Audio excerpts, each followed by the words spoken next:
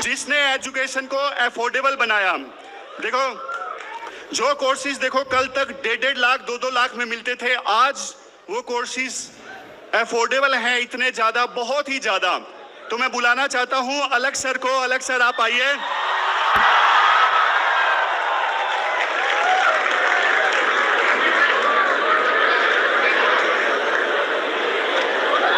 Big round of applause for अलग sir.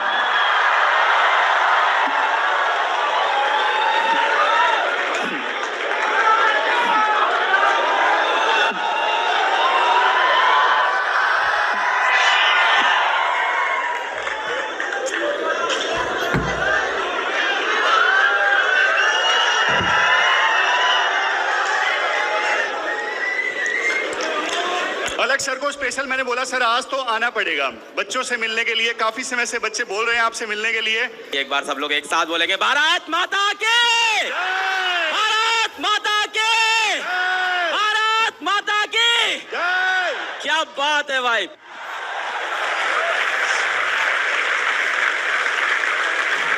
मतलब मुझे बिल्कुल भी इस चीज की कभी कोई उम्मीद नहीं थी। कभी मैंने सोचा भी नहीं था ऐसा कि एक इंसान ऐसा है जो खुद 12th पास करके बैठा है। आज बहुत से यहाँ मेरे साथ छात्र होंगे। देखो जाहिर सी बात है यूपीएससी का रिजल्ट आया है और कुछ लोग सेलेक्ट हुए हैं, पर आप में से ज़्यादातर लोग मेरे जैसे हो जो शायद सेलेक्ट नहीं हुए हो। कितने लोग हैं जिनका इस बार रिजल्ट अच्छा नहीं आया है? यहाँ कोई ऐसा है?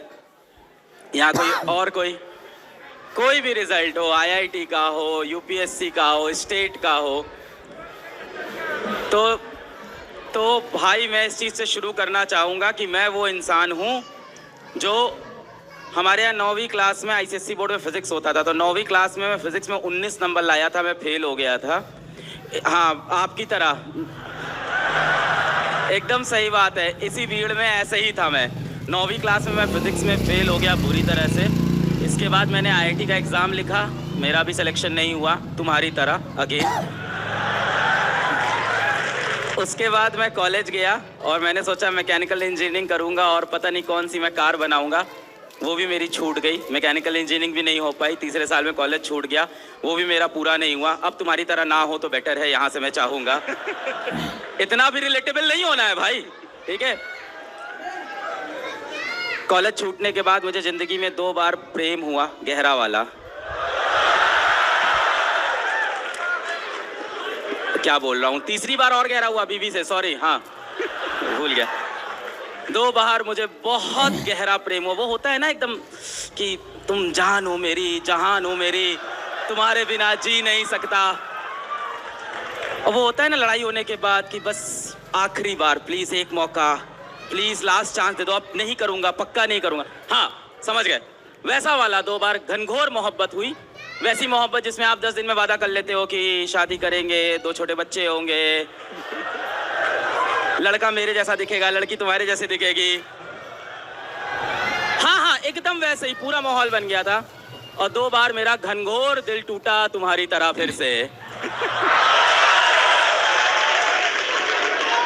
उसके बाद मैं कोचिंग पढ़ाने गया ऑफलाइन में और हमने कहा हम फिजिक्स पढ़ाएंगे, और फिजिक्स हमने पढ़ाई, थोड़ी अच्छी पढ़ाई, तो फिर वहाँ से निकाल दिया क्योंकि कोचिंग के जो मालिक थे वो भी फिजिक्स पढ़ाते थे, तो जलन तो हो सकती है, तो वहाँ से भी हमें बाहर कर दिया गया। और हम बड़ा रोए कि 5,000 की नौकरी चली गई।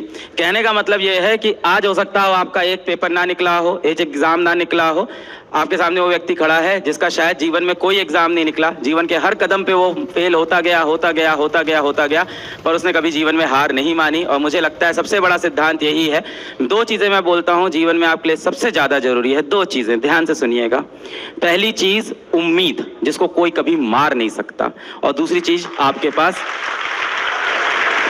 उम्मीद, जिसको कोई कभी नहीं मार सकता। Hope is something that keeps you fighting through the darkest of the time. पहली चीज होती है उम्मीद। 2 चीजें आप अपने पास रखिए, पहली चीज उम्मीद और दूसरी चीज आपका संयम, यानी आपका पेशेंस। अगर उम्मीद और पेशेंस, जिस इंसान के पास ये दोनों चीजें हैं, मैटर नहीं करता उसका आईक्यू कितना है, मैटर नहीं करता उसने कहां से शुरू किया था, अगर उसकी होप जिंदा है और उसके अंदर अगर संयम है, उसके अंदर पेशेंस है कि मैं कर जाएगा लास्ट में, तो वो बंदा जीत जाएगा। मुझे लगता है यूपीएससी की परीक्षा तो बहुत ज्यादा आपका पेशेंस चेक करती है, बहुत ही ज्यादा। आपको पता है यूपीएससी की परीक्षा वर्ल्ड के टॉप 3 टफेस्ट एग्जाम में से एक होती है। सबसे पहले चाइना का गाओकाओ आता है, दूसरा इंडिया का आईआईटी एडवांस आता है और तीसरा भारत का यूपीएससी सिविल सर्विसेज का एग्जाम आता है। तो आप जब भारत के नहीं विश्व के टॉप 3 टफेस्ट एग्जाम में बैठ रहे हो तो कम से कम अपने आप को इस बात का क्रेडिट दो कि तुमने इतनी हिम्मत तो की कि वर्ल्ड के टॉप 3 टफेस्ट एग्जाम में आप कम से कम पार्टिसिपेट तो कर रहे हो। अपने आप को इस बात का ही क्रेडिट दे दो। दूसरी चीज मुझे ये भी लगती है, चाहे वो यूपीएससी की तैयारी हो चाहे आईआईटी की तैयारी कितने लोग ने की है यहाँ पे? ठीक है, कितने लोग का निकल भी गया था ऐसा कोई? वाह, निकल गया था मतलब पहुंच गए थे, पेपर निकल गया नहीं कि निकल गया मतलब पेपर निकला। हाँ, तो मैंने भी आईआईटी की तैयारी की थी और आईआईटी की तैयारी से मेरा आईआईटी में चयन नहीं हुआ, बिल्कुल नहीं हुआ, मैं नहीं पहुंचा आईआईटी के अंदर। फिर कई लोग मुझसे बोलते हैं क्या वो आईआईटी की तैयारी आपके लिए बर्बाद हो गई, क्या आपके लिए वेस्ट हो गई? मुझे नहीं लगता वो तैयारी मेरे लिए वेस्ट हुई। उस तैयारी से मैंने जीवन में बहुत कुछ सीखा। सबसे पहली चीज मैंने फोकस करना सीखा, डिसिप्लिन सीखा, रिवीजन करने की स्ट्रेटजी सीखी, लगातार लंबे लंबे घंटे पढ़ने के तरीका सीखा। मैंने फिजिक्स सीखी वहां से, जिसकी वजह से मैं आज यहाँ खड़ा हूँ। तो हो सकता हो इस मोमेंट पे आपको लग रहा हो कि ये चीज मेरे जीवन में कभी काम नहीं आएगी, आज मैं सेलेक्ट नहीं हुआ हूं।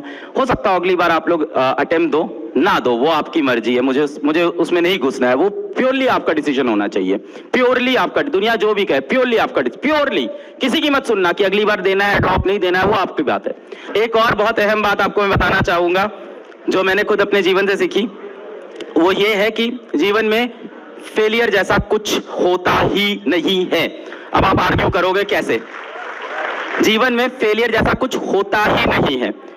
आप कोई खेल खेलने जाते हो तो क्या होता है? आपकी या तो जीत होती है या तो आपकी हार होती है, फेलियर नहीं होता। मैं आपको एग्जांपल देता हूं। भारत के बहुत ही पराक्रमी लीडर जिन्होंने भारत को असल में आजादी दिलाई, जो मैं मानता हूं, मेरा पर्सनल बिलीफ है, सुभाष चंद्र बोस। क्या सुभाष चंद्र बोस, हाँ मैं बहुत ज्यादा बिलीव करता हूं। क्या आदमी था यार, सेना खड़ी कर दी लाके। और सबसे बड़ी बात, वो भी आप ही की तरह सिविल सर्विस एग्जाम क्रैक किया था उन्होंने। I think all India rank 4 थी उनकी, शायद बहुत top rank all India rank उन्होंने क्रैक की थी। उसके बाद वो छोड़ के उन्होंने सोचा कि मैं अंग्रेजों के खिलाफ लड़ूंगा। सुभाष चंद्र बोस जी क्या सच में अंग्रेजों को उस वक्त पे हरा पाए थे? नहीं। अगर हम देखें तो उस वक्त उनको आजादी नहीं मिली। भगत सिंह क्या उसी वक्त अंग्रेजों को भगा पाए? नहीं। पर क्या आप ऐसे लोगों को बोल सकते हो कि ये लोग फेलियर थे जीवन में? बोल सकते हो? इंडियन क्रिकेट टीम इस बार वर्ल्ड कप नहीं जीती, क्या फेलियर है? जब भी खेल खेलेंगे जीतेंगे या हारेंगे, फेलियर कुछ नहीं होता लाइफ में ना। मुझे लगता है ये स्कूल सिस्टम में प्रॉब्लम थी भारत के, कि बचपन से ही लिख दिया कार्ड, रिपोर्ट कार्ड के ऊपर FAIL बड़ा बड़ा फेल। अब डर गया बच्चा, है क्या यार मैं तो फेल हो गया, मुझे कुछ नहीं आता यार। तो आपको फेल लिखने की जरूरत ही नहीं थी। मैं अभी स्कूल्स, मैंने 2 स्कूल्स खोले हैं और मैंने यही बोला है बच्चे के रिपोर्ट कार्ड पे आप कभी भी फेल नहीं लिखोगे। कभी बच्चे को ये मत बोलना आप फेल हो गए, आप बोलो you can improve from here, but don't write you have failed. जब भी आप जीवन में हारते हो तो आप सिर्फ सीखते हो, आप सिर्फ सीखते हो बेटा।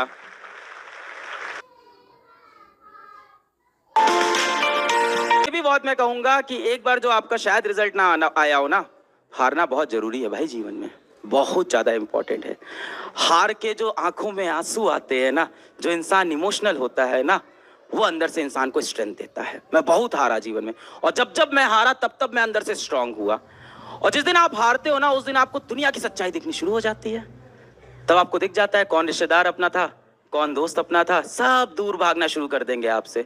कौन दोस्त यार, कोई नहीं, सब कॉल उठाना बंद, सब दूर भाग गए। कौन है भाई, कौन है तू? और जिस दिन आप जीते सब वापस आ गए भाई। क्या अरे अरे राकेश तो यार मेरा बचपन का दोस्त था, इसको तो मैं अपनी मैथ्स की कॉपी देता था, यूकेजी में मुझसे होमवर्क कॉपी करता था। अरे ये तो हमारे घर के बगल में रहता था राकेश, अरे हमारे घर से तो दूध लेके जाता था, चाय बनाता था। सब आ जाएंगे अगल बगल से। आज सारी दुनिया मेरी नातेदार रिश्तेदार बन जाती है। आज सबको मुझसे रिश्ते याद आ गए हैं।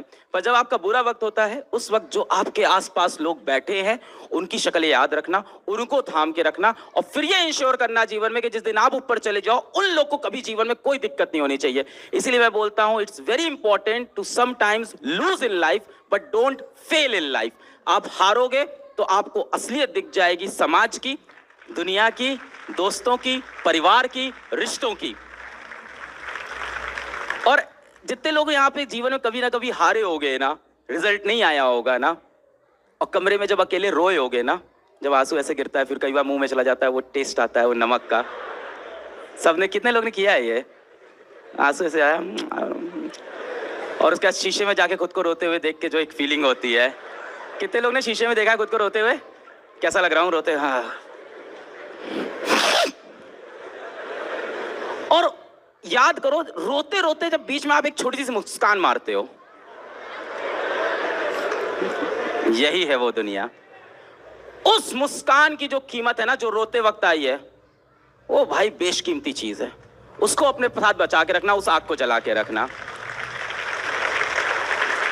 हेलो बच्चों,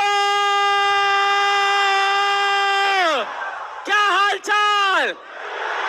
आप सभी का स्वागत है आपके खूबसूरत से चैनल। बहुत धन्यवाद। तो अब कुछ कहानियां हमारे सामने आने वाली है, उस कहानियों से हमें कुछ सीखने को मिलेगा।